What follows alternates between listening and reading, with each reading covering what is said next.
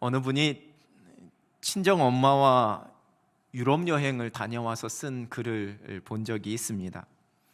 마침 남편이 아이를 이렇게 좀 봐줄 수 있는 상황이 되어서 아주 큰 마음을 먹고 친정 엄마와 함께 여행을 갈 계획을 세우고 엄마에게 말을 꺼냈다고 합니다. 엄마는 참 기뻐했지만 조금 고민해 보시겠다라고 대답을 하셨고, 며칠 후에 못 가겠다 이렇게 대답하셨다고 합니다. 내가 지금도 밤에 잠을 잘 못 자. 그리고 무엇보다 너랑 나는 사흘만 지나면 죽자고 싸우는데 네 성질 다 받아가면서 나는 여행할 자신이 없다. 그 말에 딸은 철없이 설렜던 그 마음을 꾹꾹 접었다고 합니다. 야, 안 그래도 준비하려니 귀찮았는데 차라리 잘 됐다. 엄마가 못 가겠다고 해주니 속 편하다. 이렇게 스스로 위로했답니다. 근데 며칠이 지나서 엄마에게 다시 전화가 왔습니다. 아무래도 안 가려고 하니까 마음이 우울해지고 이게 딸과 더 가까워질 수 있는 기회가 아닐까라는 생각에 그냥 가야겠다 이렇게 이야기를 하셨습니다. 딸은 그간 못다 해드린 효도를 다하기 위한 역사적인 사명을 띠고 엄마와 비행기에 올랐습니다. 어땠을 것 같으신지요? 그 글에서 이렇게 적고 있습니다. 희희낙낙 다니지는 않았다. 체력 약한 엄마에게 맞춰주다 일정이 어긋나기도 했고, 나의 준비 부족으로 길을 헤매기도 했고, 끼니 때가 넘도록 밥을 못 먹기도 했다. 엄마 때문에 이렇게 됐잖아 라고 말한 적이 2번쯤 있었다. 그 말을 들은 엄마는 발끈했다. 내가 더 우기면 이대로 공항으로 직진할지도 몰라 심호흡 한번 하고 무마했다. 몇 번의 아슬아슬한 전쟁을 피했다. 피곤이 쌓이고 짜증이 머리끝까지 찰 때마다 이를 악물었다. 엄마도 마찬가지였다. 물론 결말은 아주 따뜻하게 내려지고 있습니다. 엄마가 짊어진 채 살아온 세월의 짐은 이제 식구들이 나눠매야 할 짐이 되었다. 유럽 여행에서 나는 엄마의 보호자였다. 엄마는 온전히 의지했고 나는 보필했다. 아침 저녁으로 호텔 주방에 내려가 뜨거운 물을 달라고 해서 엄마에게 날라드렸고, 거리에선 엄마의 손을 놓치지 않게 꼭 쥐고 보폭을 맞춰 걸었다. 딸과 엄마가, 친정엄마와 딸이 여행하면 행복하기만 할 것 같은데 꼭 그렇지만도 않은가 봅니다. 많은 사람들이 우리의 인생을 일컬어서 여행과 같다라고 이야기합니다. 행복할 것만 같은데 그렇지만도 않고, 예상치 못한 일, 기대하지 못했던 일, 또 설레고 기분 좋은 일, 또 속상하고 화가 나는 일이 끊임없이 펼쳐지는, 때로는 계획한 대로 일이 이루어지기도 하지만 또 때로는 그렇지 않을 때도 많은, 그럼에도 불구하고 또 내일 펼쳐질 일을 기대하며 살아가는 인생이 마치 여행과도 같아서 그렇게 이야기하는 것은 아닐까라는 생각을 하게 됩니다. 오늘 우리가 읽은 창세기 본문은 마치 여행과도 같은 자신의 인생을 되돌아보면서 야곱이 행한 고백이 담겨져 있습니다. 요셉을 통해서 애굽으로 인도하신 그 하나님의 손길을 따라 야곱이 바로 왕 앞에 서게 됩니다. 그리고 야곱은 자신의 인생 여정을 한마디로 소개합니다.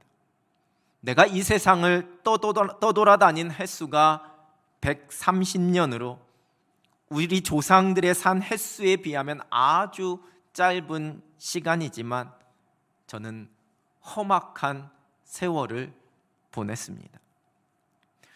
여러분, 여기 험악한으로 번역된 히브리어는 일반적으로 나쁘다라는 의미로 많이 번역이 되지만 조금 더 넓은 의미로 사용되고 있습니다. 어떤 신체적인 고통이나 정신적인 또는 감정적인 고통을 표현할 때도 사용되고요, 도덕적으로나 신앙적으로 하나님의 뜻에 어긋난 행위를 지칭할 때도 이 험악한이란 단어가 사용됩니다.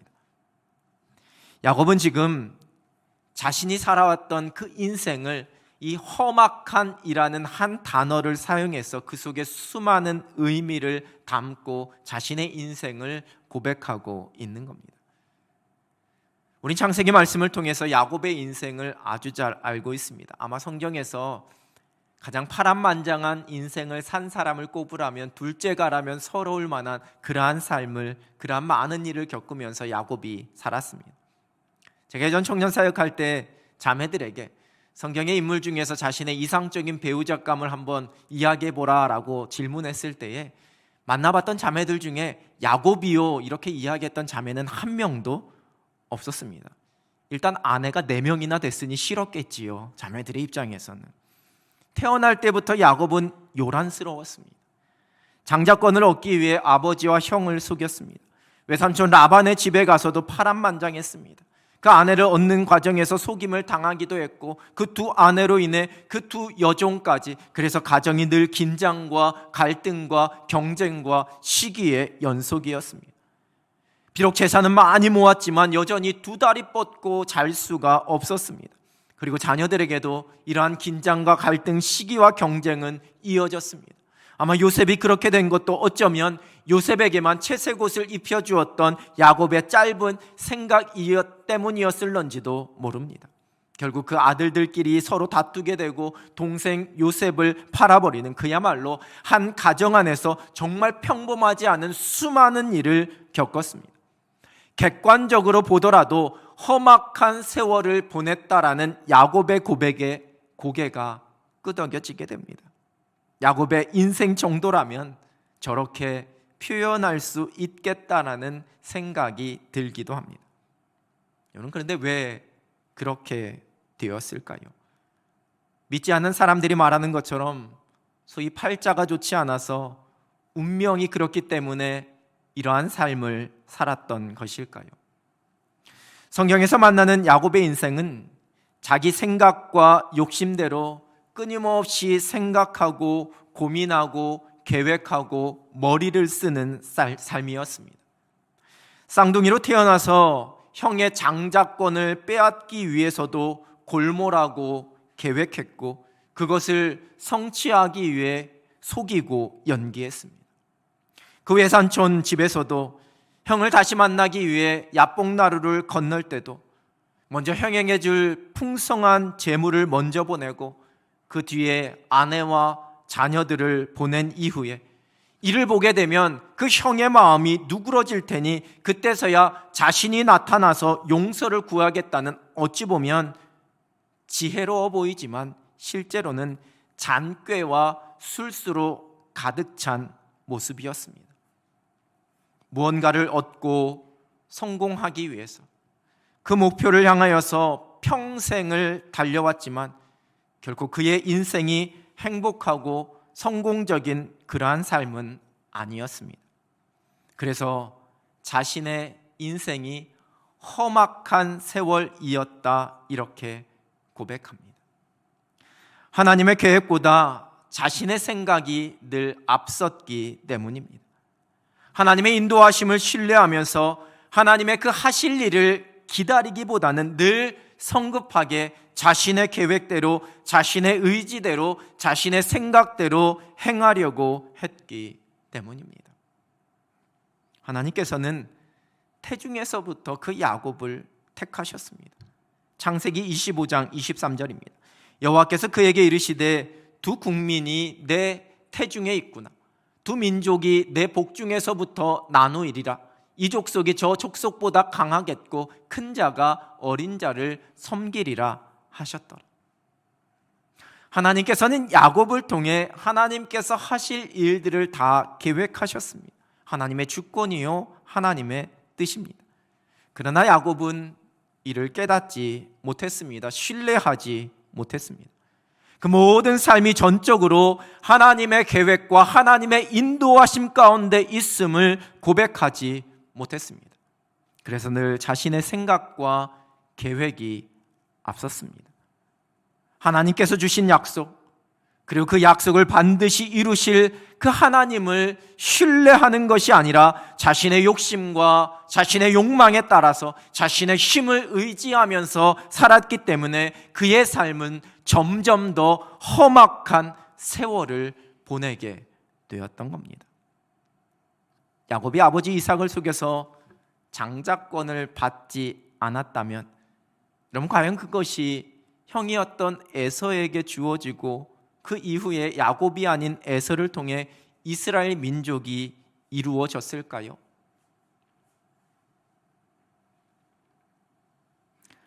그렇지 않습니다. 하나님께서 이미 작정하신 계획이었습니다.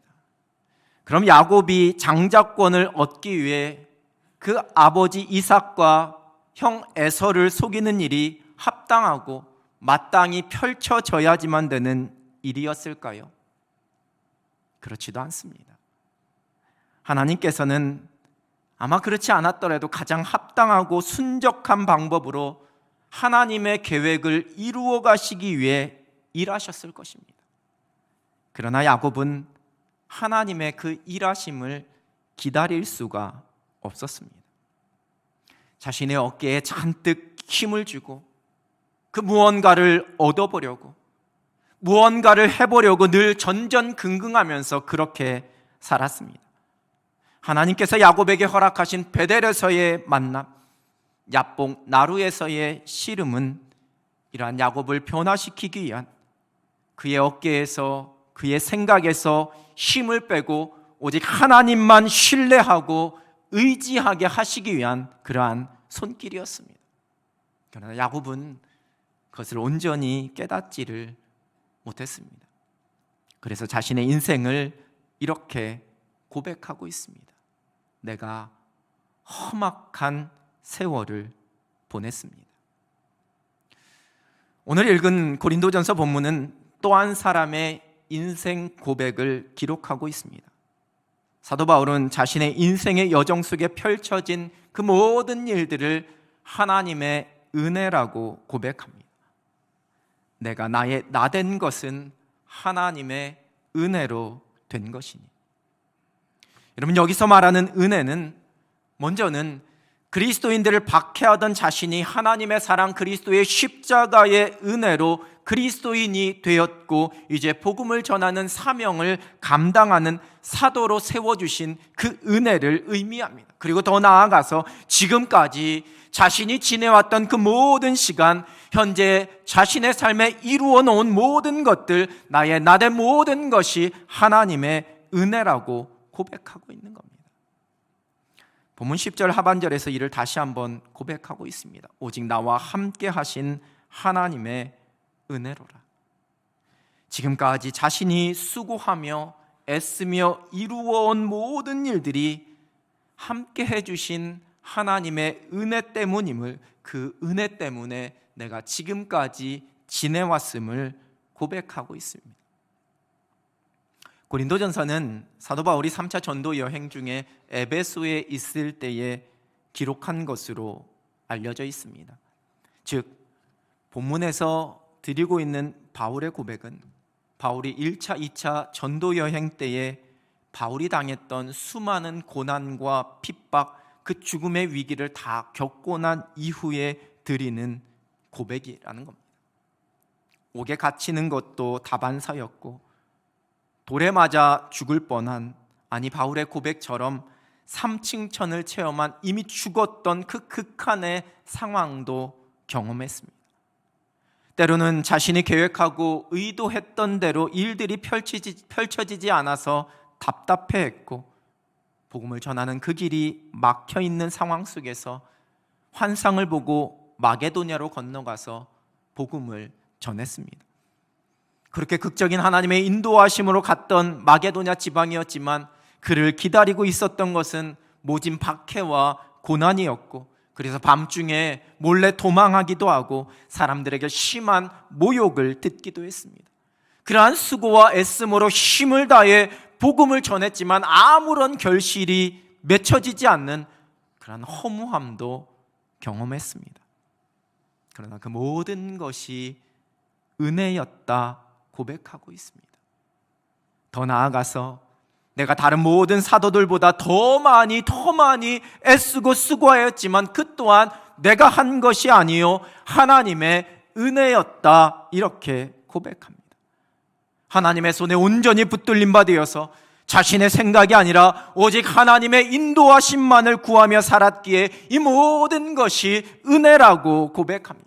인생 속에 펼쳐진 그 모든 것이 내 힘과 내 의지와 내 능력과 나의 수고함이 아니라 오직 하나님께서 은혜로 이루신 것이다, 겸손히 고백합니다. 여러분, 바울의 인생은 험악한 세월이 아니었을까요? 바울에게도 수많은 험악한 일들이 펼쳐졌습니다. 그러나 하나님의 손길, 하나님의 인도하심, 하나님의 계획을 신뢰하며 살았기 때문에 은혜였다라고 고백합니다. 이제는 내가 사는 것이 아니요 내 안에 그리스도께서 사시는 것임을 고백하며 살았기 때문입니다. 뒤에 한 모든 일은 다 잊어버리고 오직 표대를 향하여서 하나님이 위에서 부르신 부름의 상을 위하여 달려갔기에 드릴 수 있는 고백이었습니다.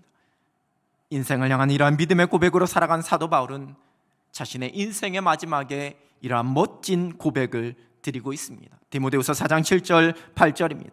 나는 선한 싸움을 싸우고 나의 달려갈 길을 마치고 믿음을 지켰으니 이제 후로는 나를 위하여 의의 면류관이 예비되었으므로 주 곧 의로우신 재판장이 그날에 내게 주실 것이며 내게만 아니라 주의 나타나심을 사모하는 모든 자에게도니라. 제가 전에 부교역자로 사역했던 소망교회 산골 묘원이 있는 소망동산에는 작은 시비가 하나 세워져 있습니다. 여러 번 그곳에 장례를 집례하러 갔었지만 어느 날 제 눈에 들어온 이 시비의 시를 읽으면서 한참 동안이나 마음의 감동과 도전이 되어 그 자리에 서 있었던 그러한 기억이 있습니다. 소망의 항구라는 시입니다. 주님, 이번 항해는 참 힘들고 길었습니다. 태풍은 성난 듯 사납고 파도는 삼킬 듯 무서웠습니다. 거친 바다 한가운데 쉴 곳 없는 나그네에게 근심의 물결이 숨차게 몰려왔습니다. 지푸라기를 잡는 심정으로 십자가를 붙들고 주의 옷자락을 붙잡았습니다. 주님은 의지 없는 저에게 믿음을 주셨고 어두운 영혼에 빛을 주셨습니다. 기도하는 손으로 주의 뜻을 붙잡는 은혜를 주셨습니다. 찬송하는 발길로 주의 길을 걷는 은총을 주셨습니다. 천국 폭으로 나아갈 때 풍랑 인연하여 더 빨리 순풍으로 인연하여 속히 나왔습니다. 주님, 이제 마지막 항구에 도착했습니다.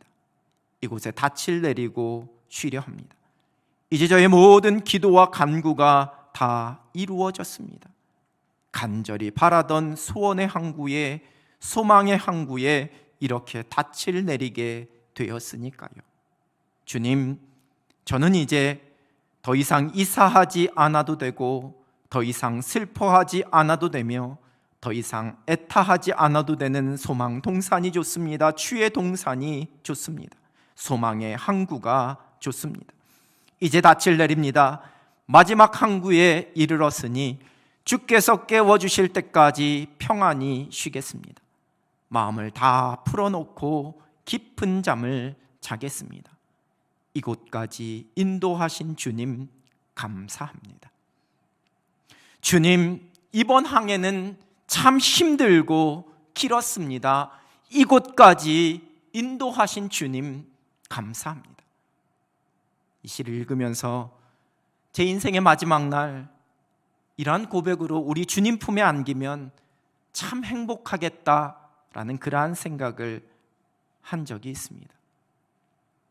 인생의 여정을 달려가며 험악한 세월을 보내지 않는 사람들이 이 세상에 여러분 어디 있겠습니까? 이 세상의 모든 사람들은 다 크고 작은 험악한 세월, 그것을 경험하면서 살아갑니다. 만약에 야곱이 험악한 세월을 보냈습니다 라고 말한 이후에 그러나 그 모든 것은 하나님의 은혜였습니다. 그 은혜로 내가 여기까지 살았습니다 라고 고백하였더라면 어땠을까라는 그러한 생각을 해보게 됩니다. 여러분, 그러면 사도 바울의 고백이 되는 겁니다. 나의 나된 것이 하나님의 은혜입니다. 험악한 세월, 그 모든 고난 속에서도 함께 하시는 하나님의 은혜로 내가 살았습니다. 여러분은 어떠한 인생의 고백을 드리기를 원하시는지요? 올 한 해 우리가 달려온 길, 오늘 은퇴하신 우리 장로님들, 또 우리 권사님, 또 우리 집사님이 달려오신 길, 그리고 우리의 인생 속에 이미 펼쳐졌고 앞으로 펼쳐질 모든 것이 내가 한 것이 아니라 하나님의 은혜로 이루어 주신 것임을 겸손히 고백합니다. 우리가 드릴 인생의 고백입니다. 우리 인생의 여정이 끝날 때에 우리가 드려야 할 고백, 그것은 곧 모든 것을 주께서 은혜 가운데 인도하셨습니다 라는 고백입니다.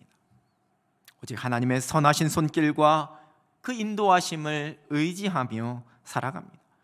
우리의 어깨에서 힘을 빼고 우리의 꾀와 우리의 지혜를 다 내려놓고 내 생각과 내 고집과 내 계획과 그 모든 것 내려놓고 내 능력이 아니라 하나님의 능력과 하나님의 뜻과 하나님의 방법을 신뢰하면서, 그리고 마침내 하나님께서 하나님의 때에 하나님의 방법으로 하나님의 손으로 모든 것을 이루실 것을 소망하면서 그 소망 붙잡고 오늘을 살아갑니다. 이러한 믿음으로 살아간 사람만이 드릴 수 있는 인생의 고백, 나의 나된 것이 하나님의 은혜입니다를 고백하며, 또한 인생의 마지막 날에 이 아름다운 고백을 올려드릴 수 있는 여러분 되시기를 우리 주님의 이름으로 축원합니다. 기도하겠습니다. 하나님 아버지, 감사합니다. 우리를 거룩한 하나님의 백성 삼아주시고 험악한 인생의 시간과 세월 속에서도 주의 은혜로 붙잡아 주셔서 여기까지 달려올 수 있도록 인도하여 주신 것 하나님 감사합니다.